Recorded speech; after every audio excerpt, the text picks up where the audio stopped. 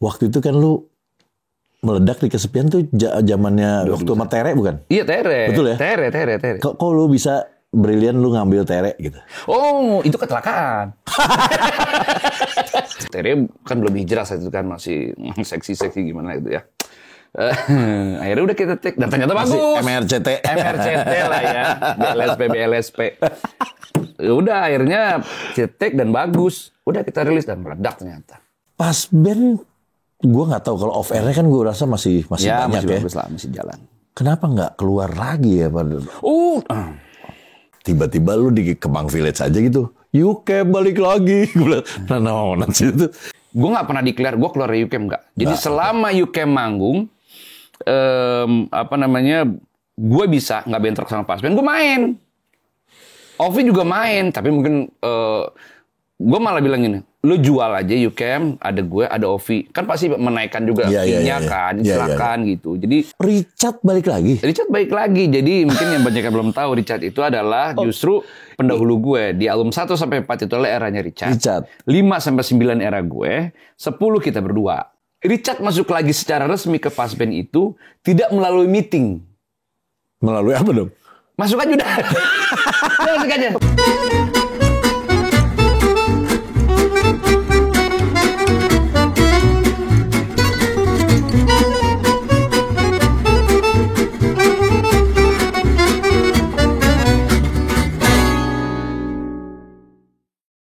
Halo, ketemu saya lagi Ferdi Tahir di acara All You Can Hear bersama sahabat saya Sandi. Sandi Pasband sama Sandi UCamp. Woi, apa aja boleh. Udah kepanjangan soalnya. Nah ini sahabat gue dari lama ini. Idola gue juga untuk menjadi seorang drummer. Dia drummer yang sukses. Alah. Sukses dalam artian nanti kita ngobrol di sini kenapa gue bilang gue bisa. Lu berkarir berapa lama sih? 25 tahun. Oh, beda 10 tahun lah. Ya lu lebih dulu 10 tahun karena gue ngefans sama lu duluan. Om Sandi. Tapi gue ngefans tahu sama band lo. Iya dong. Dan band lo itu penontonnya kinyis-kinyis. Karena pas band pernah ada satu masa yang penontonnya itu laki semua. Iya. Laki. Ya karena kita kalau main kan di gor, di stadion gitu ya. Nah lu tuh pengen ada perempuan ya? Ya iya kali. Gue. Nah gue beda lagi. Waktu awal Elemen itu perempuan semua. Itu dia. Pengen ada lakinya. Dan berhasil akhirnya. Berhasil. Pas band setelah rilis lagu Kesepian Kita, mulai ada perempuan. Langsung ada perempuan. Wow. Karena di situ lagu emang meledak banget. Nanti gue ada yang mau gue tanya di situ ya lagu itu ya. Karena lagu itu menurut gue menaikkan lu dan menaikkan ada orang lainnya di situ. Iya. Itu ya kan lagu itu judulnya. Lagu itu yang membuat Pas Band bisa 4 kali, 5 kali lebih besar penjualan albumnya. Kalau yang sama Tere? Tere itu dia, album Kesepian Kita. Album Kesepian Kita. Iya, Kesepian Kita album kelima. Itu soalnya yang meledak banget itu menurut. Iya. Oke, Om Sandi. Om Sandi ini menjadi Pas Band. Orang taunya Sandi Pas Band. Iya. Karena gue taunya adalah Sandi UCamp. Iya kan? Sandi UCamp. Awalnya lu itu, gue pengen tahu awalnya. Lu di UCamp dulu kan? Iya, UCamp 91. Tahun berapa? 91. 92 lah. Berarti lu baru SMA lulus kali ya? Enggak lah. Masih SMA? Enggak lah, 21 tahun itu gue. Ya baru lulus lah. Maksudnya baru berapa tahun lulus? Gue itu lulus SMA tahun 88. Iya. 88. Terus 91. Pas band UCamp 91. 3 tahun kan? Berarti itu baru lulus 3 tahun. Gue itu di kandang monyet di Condet, namanya Kamu Studio, kandang monyet. Karena bokap gue adalah eksportir monyet, dia bikinlah. Serius ini teh? Iya. Oh bukan lu namain sendiri? Enggak. Memang benar. Enggak. Bokap gue itu adalah seorang pengusaha yang dari nol yang mendidik anak-anaknya untuk kalau mau maju lu mesti usaha sendiri. Usahanya apa? Ekspor monyet. Serius? Buat apaan? Dulu di Condet itu ada 1000 ekor monyet di kandang bokap gue. Bokap gue itu pernah jadi eksportir ular, pernah jadi eksportir burung, dan terakhir monyet. Makanya rumah gue itu disebutnya kandang monyet. Orang-orang Condet nyebutnya itu. Gue pikir dia pernah makan supaya keren gitu ya, kandang monyet. Oh keren juga dan nih. Dan itu yang bikin orang-orang Condet marah. Kenapa? Karena bukan marah, kesal sebenarnya. Karena orang-orang yang naik angkot kalau rumah deket-deket rumah gue, pasti kan karena kayak bilang, Monyet turun. Mereka nggak mau turun. Mereka turun dibilang monyet, nggak turun, kejauhan. Anjing, turun aing monyet. Monyet turun. Gue udah mau turun gak jadi. Iya kan? Kan kalau pasar minggu gitu kan. Monyet gitu. Dan itu beneran. Jadi kalau orang condet nggak tahu kalau kandang monyet itu dulunya adalah bener-bener kandang monyet, berarti bukan orang condet asli. Tapi sekarang udah nggak ada. Dipindah ke Cikampek sekarang. Oh, oke. Pindah ke Cikampek. Ada 3.000 ekor monyet sana sekarang. Jadi lu tuh beneran tadinya hidup gue dari monyet. Oke. Berarti kalau ada monyet lo? Iya. Emang iya. Daging-daging gue ini banyak kan dari hasil penjualan monyet. Oh, I see. Itu bener. Ini gue baru tahu loh. Jadi ternyata bukan lu mau menamakan gaya-gayaan ya? Enggak, emang beneran. Kandang monyet. Nah, oke. Contoh itu dulu ada kandang burung, ada kandang ular, ada beberapa. Cuman ngetop kandang monyet. Gede banget dong ya? Gue tuh bokap gue tuh karena dia kalau punya uang beli tanah, akhirnya sempet 1,5 hektar di Condet. Wow, gede. Rumah, itu kandang, padat kolam. Ya. Di Condet tuh padat penduduk kan? Padat. Dulu enggak, dulu kan banyak kan kebon. Ya, tapi kan sekarang 1,5 hektar. Udah menyusut karena pada saat bokap meninggal, kita tahun 2000 meninggal, kita jual beberapa aset, akhirnya sekarang tinggal 4.000-an lah. Anjir, tinggal 4.000 kan tetap aja gede itu. Itu padat penduduk men. Tahu Kak? Ya 4.000 meter di Condet, PBB-nya berapa? Kaget gua. Nyokap gue setiap tahun itu bayar 60 juta. Anjir, mahal banget. Itu dia. Condet segitu, 60 juta per tahun bayar PBB. Setiap tahun. Dan nyokap gue tuh nggak mau bikin usaha di situ. Dia cuma buat tinggal doang. Wow. Wah, nah berarti lu yang... Berarti lu kebayang dong, ini gue ada di Pejaten, ini berapa PBB rumah ini ya. Kayaknya gak segitu deh. Beneran lu? Enggak lah. Enggak segitu. Beneran. Enggak, jadi kok 4.000 ya? Ini kali 4.000, gue paling cuma berapa? Ini ada 500 lah ya?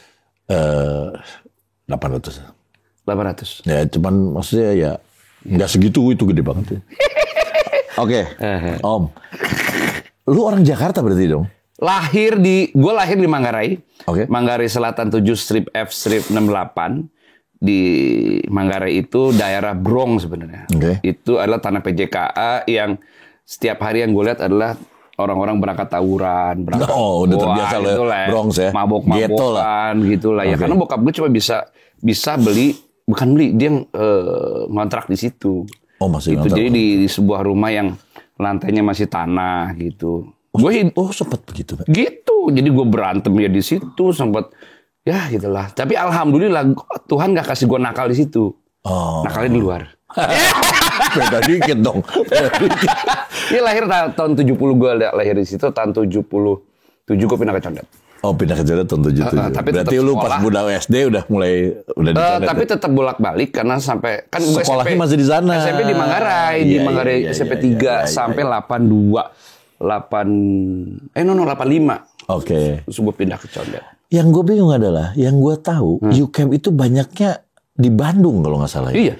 Kok lu bisa ngeband sama orang Bandung? Apa ya? Jadi gue tahun 87 itu pernah bikin band sama Abdi Sleng. Iya, Abdi Sleng. Abdi terus sama vokalisnya almarhum Edi dan kemudian gitarisnya satu lagi adalah Iram. Iram. Iram saat itu UCamp itu belum rekaman. UCamp masih jadi band covernya Bon Jovi saat itu. Band cover Bon Jovi. Akhirnya gue main sama Iram, mau manggung. Tahun 91 UCamp rekaman dikontrak sama Metro Tama. Kobendi 91. Dia rekaman, drummernya keluar. Oh, berarti lu nggak dari awal? Dari awal, gue nggak ngebentuk UCamp. Oke. Karena yang kenal Iram jadi drummer siapa? Ya udah Sandi aja lah gitu. Oh, karena lu kenal sama Iram sama band. San bantuin ya. Ya udah hayu gitu rekaman 91. Saat itu rekaman, lo tau Excelnya Ovi, saya itu masih di perut. Jadi Excel itu seumur album UCamp pertama. Tato ada ya, Nak? Oh iya, itu dia. Oh, berarti tetap album pertama mah lu? Album pertama gue. Tapi gini, banyak yang nggak tahu album pertamanya UCamp itu ada 10 lagu. 5 lagu gue yang main, 5 lagu udah terlanjur di tag sama siapa? Sama Gilang Ramadan. Gilang Ramadan. Oh, waktu pas nyari-nyari ya? Jadi saat itu drumnya keluar, tetap harus rekaman. Akhirnya 5 lagu di tag sama Gilang Ramadan. Itu ada lagu Bandel, ada lagu Bukalah Hatimu, ada beberapa lagu Gilang. Sisanya gue. Nah, untungnya yang gue tag itu yang lagu jagoannya, lagu Bayangan, lagu beberapa lah gitu. Hanya bayangan, itu kan ngetop banget tuh ya, lagu itu. Hanya bayaran sebenarnya, hanya bayaran. Itulah kita harapkan saat itu ya. Waktu itu gue ngelihat YouCamp adalah itu satu-satunya band yang gue ngelihat waktu itu bukan karena lagunya. Apa? Karena gitarnya. Ovi itu sekarang riff ya. Dulu di YouCamp itu kotak ya? Iya. Rota. Jadi Rotonek namanya. Jadi Ovi itu karena dia sekolah di Amerika. Di Amerika sempat. Di Inggris kan? Di Inggris sempat, di Trinity College. Dan saat itu ekonominya sedang bagus-bagusnya. Dia apapun yang lagi populer saat itu di dunia, dia beli. Dia bisa beli. Sampai waktu Steve Vai pakai harmonizer Eventide, dia beli. Dia beli juga. Terus gitar, yang aneh-aneh, dia punya gitarnya. Karena dia senang The Beatles, dia punya gitar George Harrison, yang Rickenbacker. Terus dia senang Richie Sambora, dia punya hampir semua gitar Richie Sambora. Anjir. Akhirnya dia juga beli gitar Rotonek itu. Rotonek itu kayak gitar Planet lah saat itu. Kotak gitu. Senarnya ada di sini ada kan? 3 sisi. Ada 3 sisi. Di sini senar, sini senar. 6. Itu. Bayangin, itu aneh menurut gua. Dan itu menjadi gimmick yang orang-orang omongin pada saat itu. Kan dipakai di lagu Bayangan. Iya. Jadi main tappingnya di bawah, ini mainnya di atas. Gitulah. Jadi kalau gue ngeliat, jadi kayak strategi marketing. Nah, iya. Jadi orang kalau yang nggak tahu nggak itu, lihat deh, itu gitarnya gini. Jadi kan mau nggak mau denger lagunya, ya nggak? Tapi naik waktu itu, Bayangan itu naik banget. Sudah lah, kita tahu lah akhirnya YouCamp, and then ngilang. Gue nggak bukan ngilang, gue yang kurang tahu, tapi maksudnya tidak. Waktu dulu kan gencar, Toto. Iya, gencarnya sebenarnya di album pertama sebenarnya. Album pertama tuh kita tour terus album kedua di 3 tahun berikutnya, terus album kedua itu Senyummu yang covernya tatonya Ovi. Album ketiga, nah album keempat yang paling gimana ya? Kita sebenarnya optimismenya tinggi sebenarnya dari album keempat. Kita dikontrak sama Metro itu. Bukan Metro itu yang pertama doang. Muara Karang lah itu pokoknya. Dikontrak, bilang, oke nih, kita kontrak. Kalau sampai album ini nggak laku, kalian bubar aja deh, gitu. Gitu. Akhirnya udah pas pada saat dirilis tahun berapa tuh? Tahun 98. Oh, lu nggak tiap tahun ya? Kerusuhan. Jadi lu semua toko dibakar-bakarin. Boro-boro konser kan. Akhirnya gagal lah album itu. Udah selesai lah. Lu membubarkan diri? Enggak juga. Kan? Gue sampai sekarang karena kita pertemanannya memang ya anak band yang berteman gitu. Kita nggak pernah declare bahwa YouCamp bubar, dan gue nggak pernah nge-declare bahwa gue keluar dari YouCamp, nggak pernah. Tapi nggak ada aktiviti aja. Iya, nggak ada aktiviti karena kerusuhan, siapa yang mau manggung? Ya kan setelah itu ada lagi. Ya setelah saat itu gue masuk ke pas band 99 akhir. Saat itu karena, nah itu lagi pertemanan tadi. YouCamp itu dulu kalau di Bandung latihannya di tempat Richard. Di studio Reverse di Sukasenang. Gue tahu. Gitu. Dan kalau kita latihan di situ, kenal kita sama anak-anak pas band, kenalnya saya dengan Denny MR. Denny MR High gitu. Nah Denny MR kebetulan manajernya pas band. Pas band saat itu. Richard keluar 99 Desember. Kang Denny ngontak. San bisa bantuin nggak? Pas band masih ada 14 titik yang kita mesti jalanin tour. Wow. Saat itu, oke. Duit. Tar dulu, gue izin dulu sama Iram. Iram kan tinggal di rumah. Ram, gue diajakin sama Pas Band nih buat bantuin mereka. Ya udah jalanin aja lah gitu. Toh YouCamp-nya juga kan sekarang lagi vakum. Ya udah jalanin. Banyak tidak tahu nih sebenarnya. Gue cuma dikasih waktu 2 minggu. San hafalin 20 lagu ya gitu. Oh gitu, oke. 20 lagu. Pas gue denger, anjing ini band lagu-lagunya itu bukan kayak ngapalin 20 lagu, kayak ngapalin 40 lagu, 50 lagu. Kenapa? Satu lagu itu dia bisa bikin pola-pola ritme yang berbeda-beda gitu. Anjing si Richard nih gitu. Akhirnya Nah, Kang Denny tolong kirimin dong materinya gitu, kirimin kasetnya. Kang Denny itu adalah seorang manajer pelupa, sangat pelupa. Hafal meren? Jadi dia pernah ninggalin istrinya di mall. Iya, pernah tahu gua. Dia pergi sama bininya ke mall, terus ujung-ujung dia pulang, bininya telepon, "Pak di mana?" "Di rumah." Goblok, Mama di mall. Balik deh. Denny MR itu yang kemarin di podcast gue sama Om Ian. Yang Om Ian tonton itu ada Denny MR itu. Sering kalau apa namanya ya seru lah. Jadi lu gak dikirimin? Nggak dikirimin. Sampai seminggu anjing nggak dikirimin. Udah akhirnya gue cari ke Duta Suara. Oh iya. Duta Suara seminggu. Akhirnya gue cuma ngapalin seminggu. Nah, tanggal 6 Januari itulah gue pertama kali manggung sama Pasben. Itulah di Tangerang, Gor Tangerang. Itu Tangerang tuh sejarah banget tuh. Dimana gue main yang mikir tuh di situ. Mikir lo ya? Mikir aja. Wow amat lagi gitu ya. Tapi akhirnya menurut anak-anak Pasben ya aman. Udah akhirnya lanjut. 14 kota selesai. Di situ langsung lu diminta untuk jadi... Belum. Oh, belum. Album Kesepian Kita itu kalau diperhatiin kan ada 3 bola biliar tuh. Itu tahun berapa? 98? 99? Enggak. 2000 albumnya? Enggak, yang waktu lu 99 Desember 2000 gua main. 2001 rilislah album Kesepian Kita. Itu masih bertiga. Iya, betul. Tapi udah gua main. Gitu. Nah, gue taunya pas Elemen keluar tahun 2001, lu juga keluar. Yes. Lu dulu yang keluar. Lu duluan keluar sama Tere. Rilis. Lu keluar rilis. Itu lu baru masuk di album lu pertama. Album pertama. Ya Allah, gue pikir lu dari album pertama. Enggak. Jadi Pasben ini unik sebenarnya. Fansnya terpecah jadi 2. Okay. Album pertama sampai album keempat eranya Richard dengan fans yang sudah die hard fans lah ya. Album kelima sampai album ke-9 itu udah gue yang main. Itu udah mulai heterogen tuh, perempuan ada yang cowok-cowok tetap ada. Dan itu gue era itu masih ngerasain tuh yang gue manggung dengan sebagus-bagus mungkin, tapi di depan tuh masih ada yang we want Richard tuh ada gitu. Ada banyak. Ngalamin gitu ya. Tapi akhirnya itu hilang dengan sendirinya. Oke. Nah, ini gue mau nanya ini juga.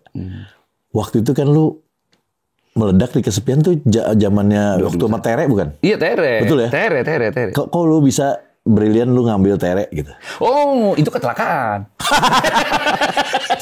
Kecelakaan.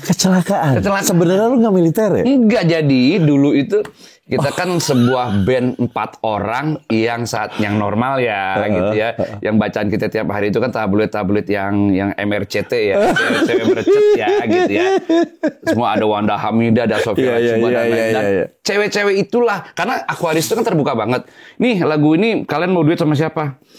Wanda Hamidah. Oke, Sofia Lacuba. Ada gue lupa satu lagi siapa. Akhirnya udah itu aja deh. Fonny Cornelia, Fonny Bening. Oh, lagi tahun itu lagi naik-naiknya. Dan dia baru keluar dari Bening. Iya. Sinetronnya lagi bagus-bagusnya. Oke, Fonny aja deh. Udah kita kontak dan Fonny karena ngerasa sudah keluar dari Bening, ya udahlah dia mau, dia take lah. Bagus suaranya kan, dia pop banget kan. Iya, halus saudara. Udah di take, kemudian kita udah mixing, kita udah mastering. Udah mixing mastering. Udah mastering ke Australia. Ada tuntutan dari labelnya Fonny Bening. Oh, Musika pada saat itu dong. Musika yang bawa Fonny itu masih bagian dari Bening walaupun secara band sudah tidak. Kontraknya Bening berempat. Gitu. Kalau sampai ini lagu ini dirilis nih di pasaran nih akan ada masalah hukum gitu. Oh, lu Aquarius ya? Aquarius. Waduh, terus gimana? Akhirnya udah kita rapat lagi. Udah, yang penting kita cepat rilis nih. Siapa nih? Kebetulan saat itu Tere lagi rekaman di Aquarius. Oh iya, dia. Udah coba Tere aja deh, gitu. Tere kan belum hijrah saat itu kan, masih seksi gimana gitu ya. Akhirnya udah kita take dan ternyata bagus. MRCT lah ya. BLSP. Udah akhirnya kita take dan bagus. Udah kita rilis dan meledak ternyata. Gila sih, tapi itu banyak yang bilang, Pasben melacur nih, mulai berubah nih musiknya. Nah, saat itu orang nggak tahu lagu Kesepian Kita itu, gue belum di dalamnya. Mereka masih bertiga, masih personel bertiga. Mereka tuh lagi bersedih karena Richard keluar. Richard itu. Oh, makanya kesepian kita. Jadi wujud kesepiannya Pas Band, seorang anggota keluarganya keluar. Gitu. Jadi kalau dibilang ini album yang gloomy keras gimana? Gloomy tapi keras ada. Tapi meledak malah. Meledak. Pas Band itu album pertama sampai album keempat itu penjualannya nggak pernah lebih dari 35.000. Yang album itu berapa? Itu 200.000 lebih. Gila ya. Itu udah platinum ya. Iya, mungkin 200.000 lebih dan akhirnya itu ngebuka jalan ke berikutnya. Akhirnya album Pas 2.0, album yang gue sudah resmi jadi personil, itu kita punya lagu yang namanya Jengah, itulah yang itu meledak. Iya. Oke. Jadi Tere tuh tadinya bukan di aim dari awal ya? Bukan. Foni Bening ya? Foni Bening. Tapi kan dia udah keluar, tetap nggak bisa. Tetap nggak bisa. Jadi yang namanya kontrak kerja, kontrak album, kontrak sama label itu kan nggak semua orang tahu itu bahwa ya karena mereka grup, ya kita nggak tahu lah ya internalnya Musika dan Bening ya gitu. Tapi ya emang ternyata nggak bisa sembarangan itu, nggak bisa. Foni masih Musika. Oke. Gitu. Tapi meledak di lagu itu meledak. Jadi gitu salah satunya pas kita mengeluarin, lu keluar duluan dan kita juga nyanyiin lagu itu kan. Oh, lu sempat nyanyiin? Ya kita maksudnya kalau di nongkrong nyanyi lagu itu juga kan jadinya kan. Oh enggak, tapi di panggung pernah bawain nggak? Oh enggak pernah. Coba maksudnya ini tempat nongkrongan. Kalau ditanya royalti jangan dibayar. Karena kan nggak boleh bawain lagu orang dulu. Oh nggak boleh. Kita tuh dibikin untuk tidak bawain lagu orang gitu. Karena lagi nge-branding Elemen kan. Oh Elemen, ya. Jadi waktu saat itu keluar dan meledak. Dan gua sebagai yang tahu Pas Band pada saat itu, memang begitu juga pikirannya. Kok jadi gini ya musiknya gitu? Iya. Iya kan? Jadi nge-pop. Buat yang memang sudah jadi die hard fansnya ngerasa bahwa Pas Band sudah berubah gitu. Tapi karena kita mendapatkan fans yang baru yang lebih besar lagi, kita ngerasa ya bahwa ini konsep yang sudah kita jalankan sudah berjalan dengan baik. Iya, lu growth ya. Iya, melebar benar-benar. Tapi setelah itu kan albumnya 42.0 itu meledak lagi kan? Iya. Tapi dengan gaya yang lain lagi ya. Iya, jadi saat itu kan kita banyak pakai rapper. Iya. Rapper. Jadi Pas Band dulu sempat juga mikir, kok kita nggak pernah bisa bikin lagu yang semeledak Impresi ya? Iya. Yang ikonik gitu, lagu panggung gitu. Karena setiap kita main closingnya selalu impresi. Oh, itu kapan kita bisa punya lagi? Dan ternyata alhamdulillah kita punya Jengah. Iya. Akhirnya jadi terakhir dong Jengah sekarang. Jengah dan jadi closing jadi lagu. Apalagi sekarang kalau Jengah kan saya mainnya berdua, saya sama Richard berdua. Nah itu juga. Ini kan kesini nih. Tapi itu nanti yang gue tanyain. Begitu lu udah jadi. Ini ada satu pembicaraan di luar sana, Om Sandi. Bukan di gedung DPR kan? Bukan. Di luar sana kan di demo. Lu itu adalah sosok. Ini nggak tahu. Ini menurut gua ya. Jarang band kalau vokalisnya ngetop biasa. Vokalis, gitaris ngetop biasa. Kenapa di situ lu ngetop? Maksudnya sebagai bukan drummer, sosok elunya juga orang tahu. Sandi Pas Band. Lu diomongin kadang-kadang lu jadi bintang tamu, elunya doang. Kan jarang. Iya. Kenapa lu bisa begitu? Gini, kalau gue tuh orangnya yang seneng doing something sama apa aja gitu. Jadi gini, gue pada saat di UCamp penampilan gue sangat-sangat beda. Gue biasa gondrong gondrong, pantatnya serambut lah ya. Rambutnya sepantat. Pada saat gue masuk ke Pas Band, totally gue rubah karena gue tahu bahwa era itu era 2000-an itu era musik tuh lagi gila-gilanya lah ya. Genre-genre mulai banyak banget. Kalau gue nggak doing something sama diri gue nggak akan jadi sesuatu nih. Drummer adalah di belakang. Gue selalu berlatih dengan cermin. Gue harus melihat bahwa angle gue yang bagus begini. Teknik gue kalau gue mainin begini lebih menarik. Itu gue perhatiin banget. Dan gue tahu bahwa orang nonton panggungnya Pas Band itu bukan cuma audio tapi visual pada saat gue mainnya itu. Biasa-biasa aja. Gue nggak akan jadi penambah value si band gitu. Jadi gue udah gue rubah. Gue pakai celana 5/8 gitu ya. Terus rambut gue cat. Saat itu gue pernah satu waktu pas band manggung di Korea, gue ada 4 warna di rambut gue. Hijau, biru, orange, merah. Itu sampai gue pas ke sekolah anak gue, teman-teman anak gue bilang, orang gila. buat gue it works gitu. Jadi gue sampai setting drum gue harus menarik nih. Gue nggak mau pakai drum warna hitam karena itu akan bikin mati. Itu nggak? Ngerti ya. Jadi settingnya harus menarik. Kalau orang mah kalau rock kudu begitu. Sementara gue harus terus cara gue bermain harus body language-nya harus menarik. Itulah yang bikin akhir. Karena semua direkam kan. Banyak yang ngerekam. Jadi pada saat orang melihat rekaman gua main, itu kan ngerasa asik ya, padahal lagunya misalnya Kesepian Kita lah, Getir lah gitu. Tapi gua akan bikin sebagus mungkin, semenarik mungkin gitu. Gua bisa aja main lempeng gitu. Itu yang bikin. Jadi gua tahu sekarang berarti lu nge-branding diri lu sendiri. Iya, kan itu simbiosis mutualisme kan. Pada saat gua menarik gitu, kan akan bikin pas band ini juga akan menarik juga, apalagi pas band ini kan sebuah band yang panggungnya itu gila, loncat-loncat kan, naik ke atas, beng Yuki, karena kan dulu Red Hot banget lah, Fat No More banget gitu. Iya sih, memang iya sih. Saling juga tuh ya, Sandi warna rambutnya pasti beda-beda nih. Iya. Orang nungguin lu warna apa hari ini. Iya. Oh, nah ini buat masukan nih buat. Dan murah tahu. Dan murah tahu. Orang waktu di Korea gue ketemu sama orang sana ya. Wah, dia pasti kaya nih katanya. Itu bahasanya. Karena di Korea itu $400 kalau ngecat rambut. Dia nggak tahu gue beli catnya sendiri di Tebet. Cat apa lu? Cat rambut. Cat rambut beneran. Salon, tempat buat dia buat supplier ke salon-salon. Gue ngecat sendiri di rumah. Oh iya. Wah, makanya gue bisa bikin 4 warna di rambut gue gitu. Jadi harus ada feminimnya, ada juga ya sih. Dan kenapa gue akhirnya rambutnya jadi begini? Ini juga korban sebenarnya. Korban. Aduh, bikin sesuatu lagi ya, skin sedikit, bikin sedikit. Di sini tetap ada, ada. Dulu masih lebar kan, ya, dulu. Skinhead. Datanglah gue ke kan gue nggak pernah ke salon gitu, karena salon nggak bisa ngerok kan, tukang cukur. Kan tukang cukur kan nggak semuanya bisa simetris, gitu kan. Dia agak naik. Anjing miring goblok sih. Mau ngomel gimana kan. Akhirnya udah kita naikin lagi nih. Set. Oke, naik. Besoknya nyukur lagi. Naik lagi. Akhirnya jadi tinggal segini. Dan masa nggak korban.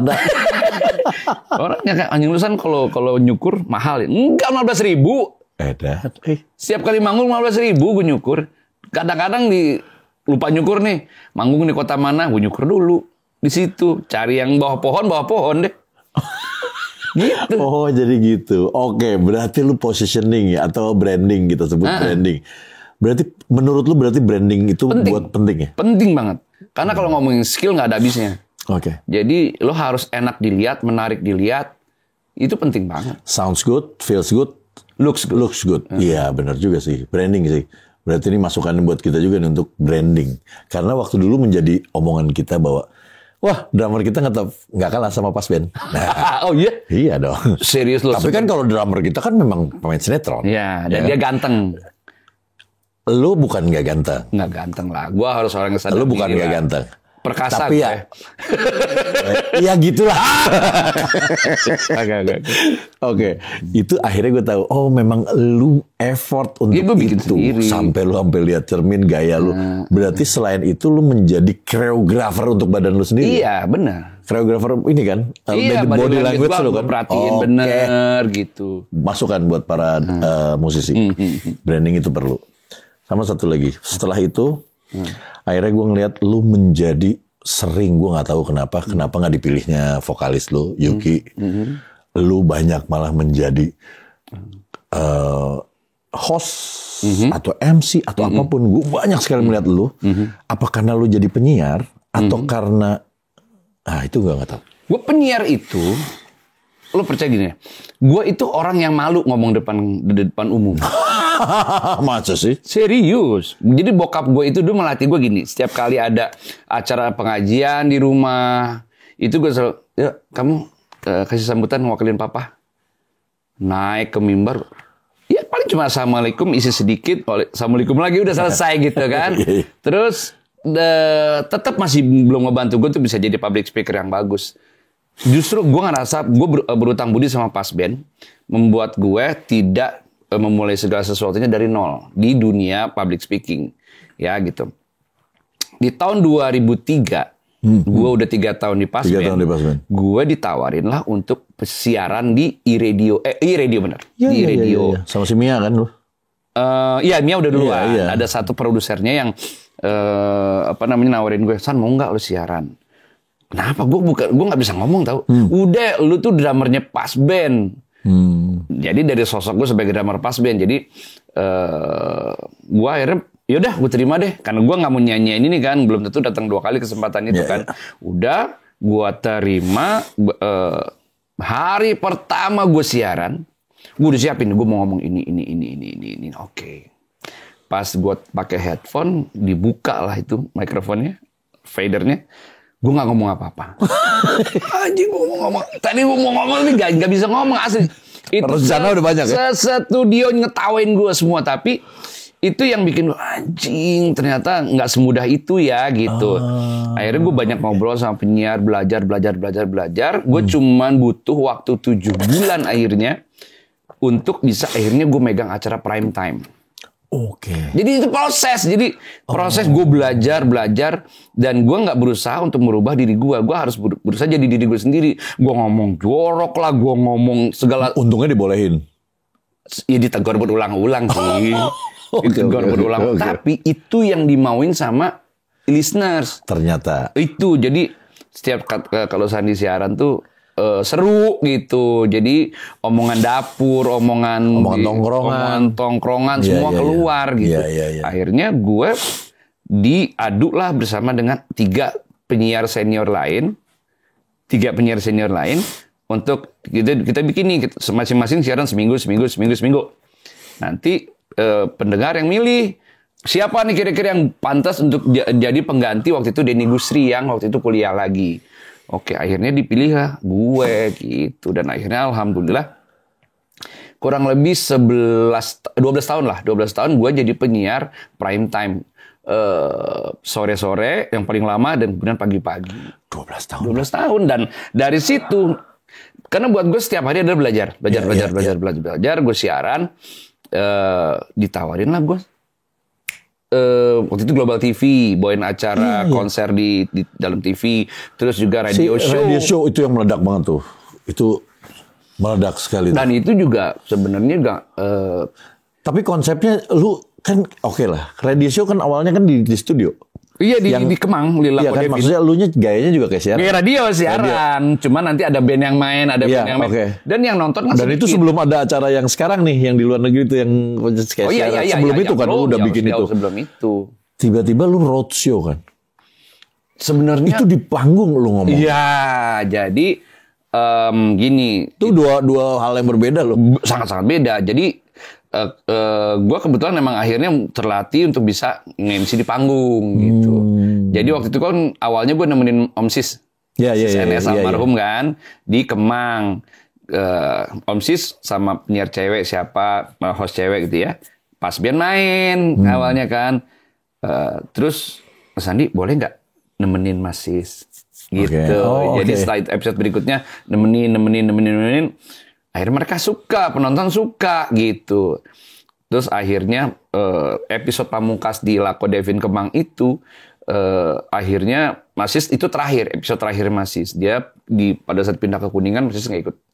Lu lagi. Udah tinggal? Udah, akhirnya gue sendiri. Jadi Om Sis itu tidak secara jelas bilang bahwa gue nggak mau ikutan lagi ya. Enggak, cuma pada saat syuting di Kuningan itu dia nggak datang. Nggak datang, akhirnya gue sendirian. Anjing sendirian, penonton segitu banyak, gue mesti mikirin materinya, obrolan sama narasumber sendiri gue tuh. Udah minggu depannya nggak datang lagi, Akhirnya gue sempat ada mungkin 6-7 episode gue sendiri. Aduh, gue jangan sendiri dong, capek gue nonton segitu banyak, gue mesti mikirin. Gila lu digojlok di tempat ya Pak? Asli itu setiap gue episodenya radio show tuh gue pulang selalu suara gue habis. Karena kan beda. Kalau ngomong sama penonton di depan pasti beda kan. Iya. Terus akhirnya baru tuh ada akhirnya ditemenin sama Buluk Superglad, Bagus Netra, ganti-ganti ya, Jimmy Multazam, gitu. Dan akhirnya selesai lah 1,5 tahun. Dan itu meledak lagi, itu tambah lagi Om Sandi membranding dirinya dapat lagi. Iya gitu. Itu jadi portfolio gue yang menurut gue salah satu yang jedar banget ya itu. Dan ini juga salah satunya. Gue juga dulu sempat Smackdown tau, ingat lo? Oh iya. Kok bisa ada di Smackdown ya? Emang ada bandnya? Kan enggak. Enggak. Gue nggak host. Iya. Jadi gue waktu itu belum TV One, masih La TV gitu. La TV itu kata setuju jadinya. Jadi TV7. TV7. Gue masih La TV kan. Gue dikontak. San bisa nggak bawain acara Smackdown nih? Lagi hits kan dulu kan. Pas gue syuting. Wah suka karena kan gue masih pas band kan warna-warni gitu kan. Hafal lah gue dengan The Rock, dengan Kali dan lain-lain gitu. Dan itu saat itu kan Indonesia kenapa lu yang dipilih? Padahal lu bukan sport gitu. Enggak, sama sekali enggak. Makanya. Sama sekali enggak. Tapi ya mungkin sosoknya kali ya. Saat itu gue syuting tuh masih banyak kejadian kan, ada anak yang lehernya patah, ini dibanting, ada yang meninggal. Gue syuting di bawah lagi di demo, ada kayak gitu. Udah selesai. Dan alhamdulillah jadi portfolio lagi buat gue gitu, bagus. Memang sih Om Sandi di sini banyak pada zaman itu. Om Sandi itu banyak bikin sesuatu yang jedar-jedar mulu ya. Iya, alhamdulillahnya ya. Saat itu kan sebenarnya kalau bawain acara Smackdown yang paling ikonik banget siapa? Edwin Jody kan dulu RCTI. Oh iya. Saya itu baru gue. Berdua ya mereka ya. Nah terus juga gue juga pernah sefilm juga, film kita nggak keluar sih memang. Tapi lu juga udah mulai ke film. Iya. Setelah itu main lagi gue di Super Didi. Iya Super Didi ya. Super Didi main, terus main lagi di Yowis Band. Yowis Band, oke.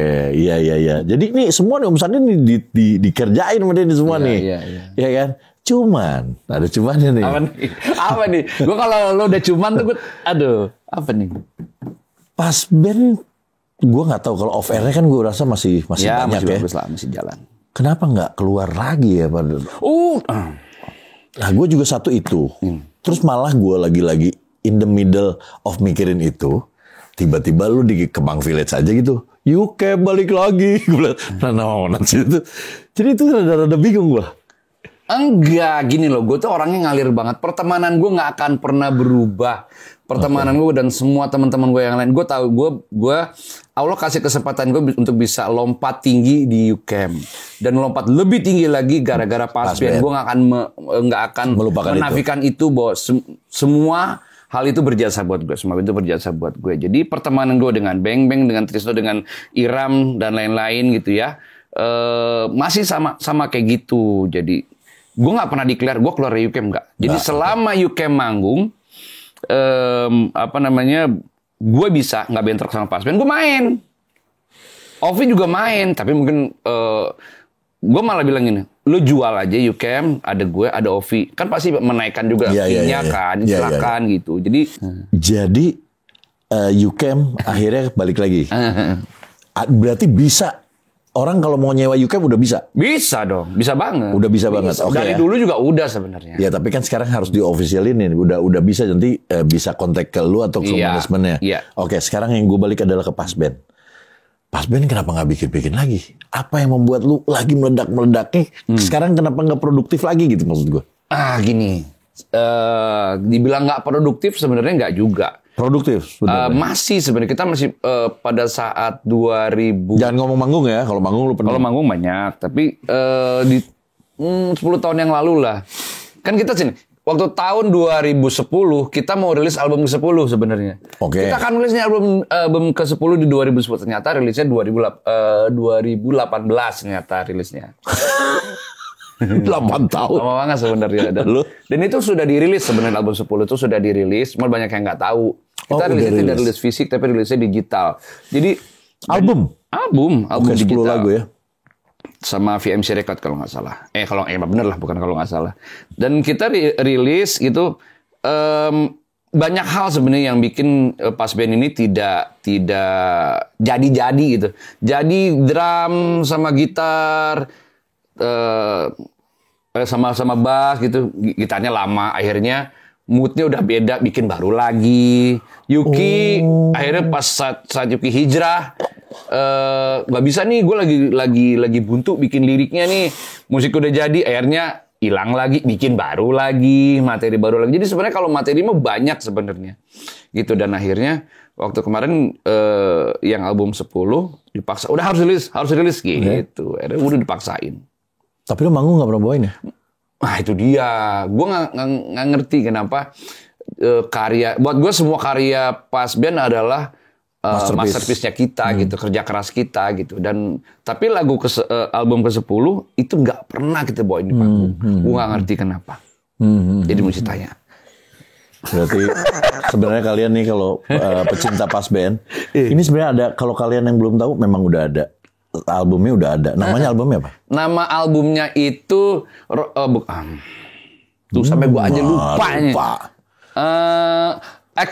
Experience itulah pakai lupa. Tapi lagunya adalah Sesungguhnya. Dan udah ada di DSP ya? Udah ada. Berarti kalian nanti lihat Gua puterin di sini. Puter dong. Apa judulnya yang mau yang mana? Sesungguhnya ya. Jadi ntar gue lihat, lu nanti lihat kalau lihat di caption bisa lu klik, lu lihat videonya, lu komen menurut lu gimana? Karena ini mereka disumputin. Manggung nggak pernah dibawain. Nah ini jadi kalian tahu. Jadi komen perlu dibawain apa enggak setiap manggung di sini nih ya. Tadi kan lu lihat kan? Tadi gue lihat. Video klipnya keren sih menurut gue, lebih bright ya. Gue seneng kan ini. Gue tuh seneng yang detailnya terlihat. Terus aura positifnya. Ada flame-flame gitu. Terus apa yang bikin? Putih gitu, dan menurut gue itu lebih. Gue ingat dulu. Gigi lagu Janji ya. Iya. Janji kan putih-putih itu. Iya. Keren gitu. Nah, ada lagi. Apa? Kenapa 2 drumnya? Ini gue rada bingung. Orang gitaris 2 oke, vokalis 2 oke, basis nggak mungkin 2, jarang. Drum juga jarang. Ini lu lihat di video klip ini. Ini mungkin cuma 1 yang gue pernah lihat drummernya 2. Jadi ini kan oke lah, mau drummernya. Kenapa 2? Lu pasti mau nanya daripada 5. Bukan soal itunya, singnya susah. Emang bener, Richard sama gua cara bermainnya berbeda. Richard balik lagi. Jadi mungkin yang banyak yang belum tahu, Richard itu adalah justru pendahulu gue. Di album 1 sampai 4 itu adalah eranya Richard. 5 sampai 9 era gue, 10 kita berdua. Lo percaya nggak? Pas Band itu sengalir itu, serileks itu pertemanannya. Bahkan ini banyak yang belum tahu bahwa Richard masuk lagi secara resmi ke Pas Band itu tidak melalui meeting. Melalui apa dong? Masuk aja udah.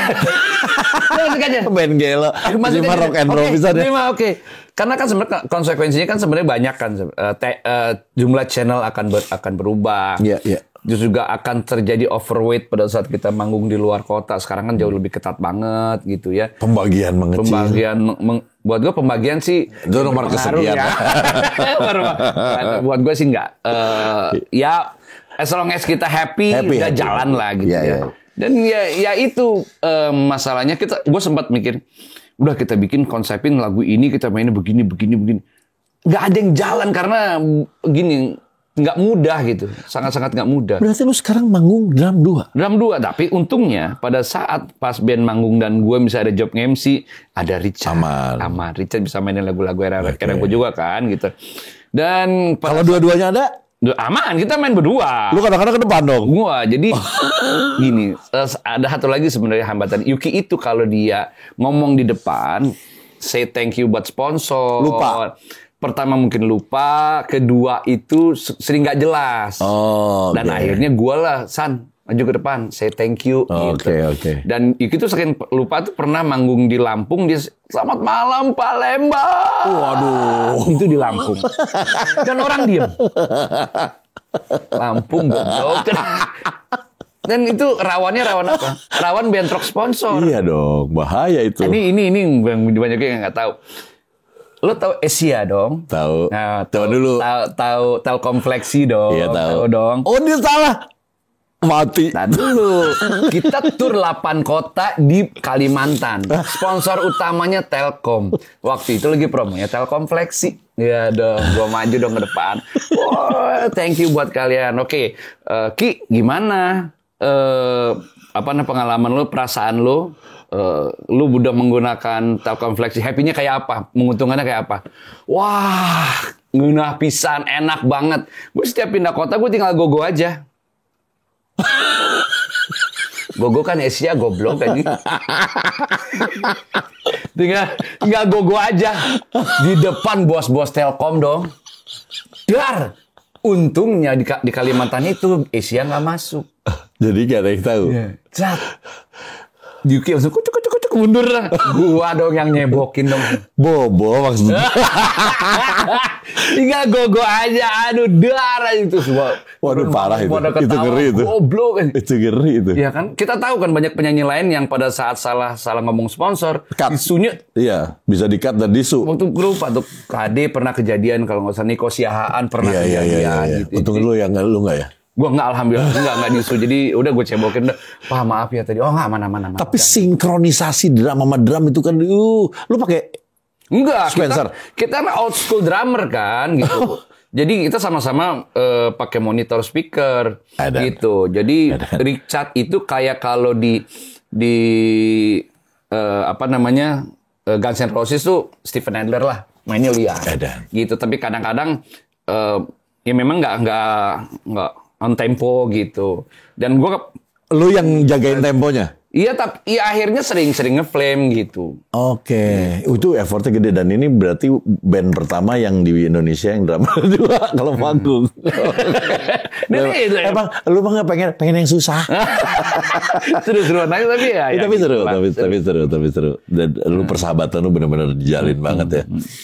Terus sama satu lagi nih, berdampak tidakkah pada saat Yuki memutuskan untuk hijrah? Oh, dampaknya gede banget. Karena gue ngelihat pakaiannya juga sekarang sudah hijrah sekali ya. Afghanistan style. Itu berdampak ternyata. Gini, kita itu sangat menghargai, mengapresiasi keputusan apapun dalam kehidupan personil. Apalagi yang lebih baik ya. Iya, gitu, dalam kehidupan beragam. Kan gue tuh orang yang cukup dekat sama Yuki. Dulu di awal-awal tuh Yuki yang selalu nemenin gue. Gue senang nyobain makanan-makanan aneh. Terus gitulah ya, banyak hal kita cobain bareng-bareng. Gitu. Tek, Yuki hijrah dong. Yang booming viral waktu itu, yang Yuki lagi ngelapin jendela musola. Iya.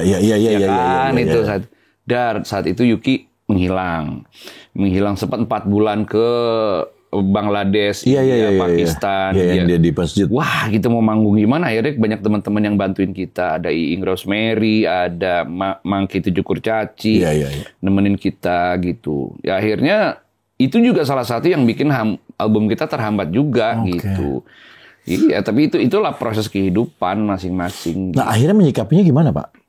Sekarang lu masih tetap main dan Yuki juga masih tetap gitu. Main, memang bagus satu sisi, tapi jadi terhambat di sisi yang lain. Tapi kita sadar bahwa ini udah jalannya Tuhan lah. Kayak kemarin sempat ada satu konser yang sponsornya minta bahwa boleh nggak Yuki jangan pakai baju gitu, karena dia nggak mau konsernya jadi terlalu keagamaan atau apa gitu ya. Pengennya pas band gitu. Dan akhirnya Yuki bersedia, ya udah nggak apa-apa gitu.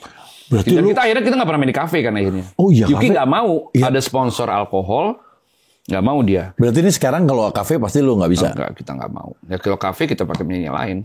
Penyanyi lain atau ya? Yang alkoholik. Hijrah ke alkohol tapi. Oh iya sih, kafe ya. Malah kafe sekarang kan ada minuman. Tapi kalau kafenya cuma coffee shop mau. Coffee shop oke. Coffee shop masih oke. Tapi yang kalau sponsor nih kan, sponsor kan kadang-kadang rokok masih aman. Rokok masih aman, gitu. Kita pernah loh mau dapat kontrak buat bikin jingle minuman. Karena alkohol itu yang lain. Aduh, aing meta duit aja. Tapi gitu ya udahlah gitu. Duitnya dari yang lain. Dia nggak bisa. Pasti rezeki dari yang lain lah. Amin. Tapi alhamdulillah sih gue ngelihat dari Yuki walaupun hijrah tapi bukan orang yang anti musik lah. Itu yang penting. Yang penting itu kan suka ada juga yang nggak mau bermusik lagi. Benar. Waktu itu gue ngobrol sama Sunu Mata soalnya. Dia berhenti dari musik dan akhirnya sekarang balik lagi. Iya. Irfan Rotor juga kan hilang kan. Benar, sempat akhirnya kita ingetin bahwa kalau lu mau berdakwah akan lebih lebar jangkauannya kalau lu menjadi sosok lu di panggung gitu. Yuki kan sekarang rider tambahannya adalah kalau kita manggung di sebuah kota, dia minta extend 1 hari buat bisa ketemu sama pasar-pasar untuk dia dakwah lah gitu. Ya. Oh, good dong. Tuh kan jadi ada ininya, ada value-nya lagi ya. Benar. Iya, benar juga. Kita kan jadi malah jadi orang pengen ketemu, malah pengen didengerin. Ya benar juga sih.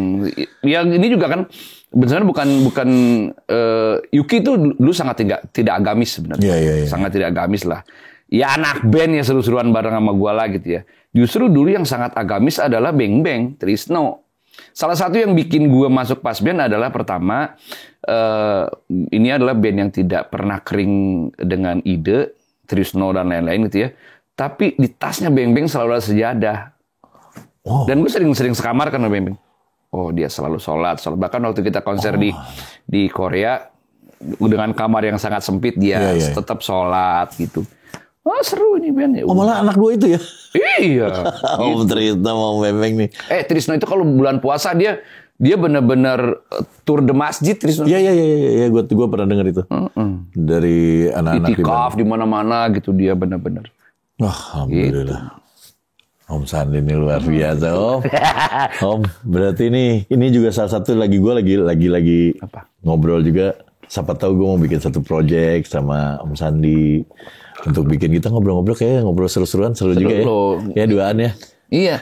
Lu sebagai menurut gue ya, gue lihat beberapa episode dari podcast lo. Keren, bilang kalau misalnya semua orang bisa kayak lu gini gitu ya, band-band yang dulu mati akan hidup lagi gitu. Ya, amin lah. Banyak orang-orang yang akhirnya, ya gue nggak tahu sama lu kali. Gue tuh paling seneng bikin orang happy. Iya. Gue paling seneng bikin orang happy. Gue tahu itu. Betul. Dan gue paling seneng ngelakuin apapun. Gue kalau di kontrak apapun ya, misalnya let's say ada sponsor atau IO yang bayar gue let's say Rp10 gitu ya, buat main 2 lagu, gue akan main 10 lagu. Iya. Gue nggak pernah mau hitung-hitungan duit. By the time gue udah ambil tuh kontrak, gue akan bikin lo happy. Dan yang gue tanya setelah gue selesai kerja adalah gimana kerjaan gue, gimana happy nggak? Karena buat gue bukan berapa rupiah lo bayar, tapi lo puas, itu akan membuka rezeki gue ke depan. Tapi gue tahu lu sangat begitu. Kenapa? Ini ya gue pernah main di satu majalah gitar plus ya. Waktu itu gitar plus. Ya? Gue mau band om nih manggung. Dan biasa kan kalau isinya anak band semua. Anak band itu kan pasti pada ngerokok keluar. Jadi yang nonton nggak ada. Itu lu stay di situ. Iya.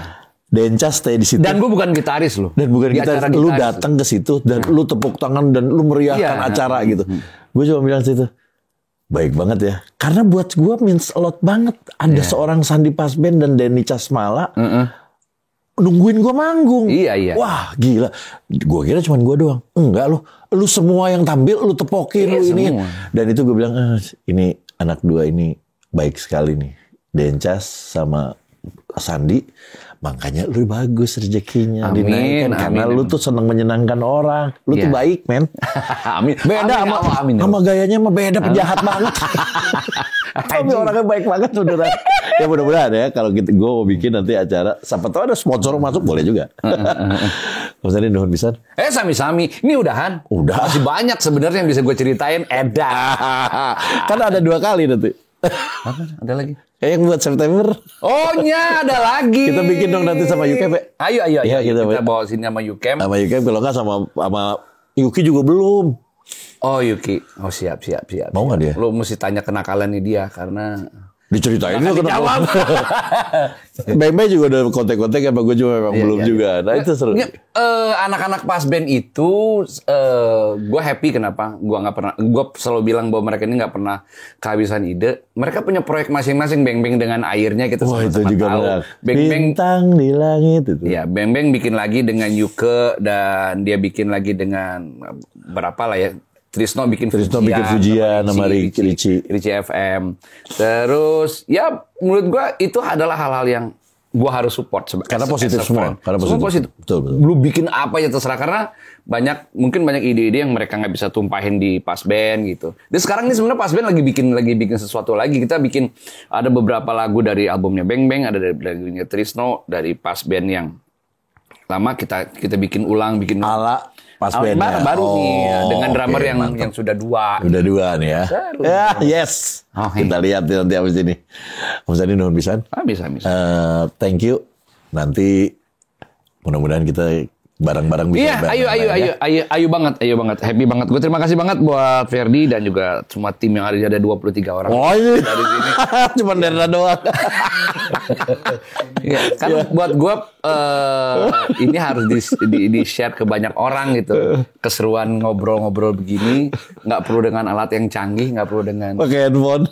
Dengan handphone 2 ini aja ya Allah. Tapi iPhone anjing. Ya, thank you banget. Sama, thank you banget waktunya akhirnya. Dan yang udah minta Sandi, gue lupa ngomong. Banyak yang lu minta dari anak-anak Pasband ya yang disebut waktu itu bukan YouCamp. Anak-anak Pasband diminta, dan memang gue baru temuin Trisno. Oh gitu. Lu diminta juga. Kan pada nge-DM gue kan. Gue cuma bilang noted aja semuanya. Ini alhamdulillah ada, udah datang, dapat jadwalnya. Dan buat kalian yang nonton sampai habis, thank you, gue appreciate banget. Ada follow di sini, ada Instagram, terus juga ada video klip, lu ada di captionnya. Lihat, nonton, dan komen. Yes. Itu kita senang banget. Please. Mungkin kalian ada yang pernah hadir di acara waktu pelantikannya Jokowi di Jambore Cibubur. Ada 3 hari konser besar di situ. Oke. Terus? 2019. Oke. Am I right? Iya, 19 ya. Oke. Iya, waktu itu ya 2019 betul. Waktu beliau mau ke Istana Bogor. Hari pertama, kedua, ketiga, hari ke-1, kedua gue nge-MC. Oke. Itu penonton tuh ada 10 sampai 15 ribu lah di depan itu. Hari ketiga gue disuruh nge-MC lagi. Enggak lah, janganlah. Udah hari ketiga orang lain aja gitu ya. Hari ketiga itu karena Pasband juga main. Gue pengen fokus main aja. Oke gitu.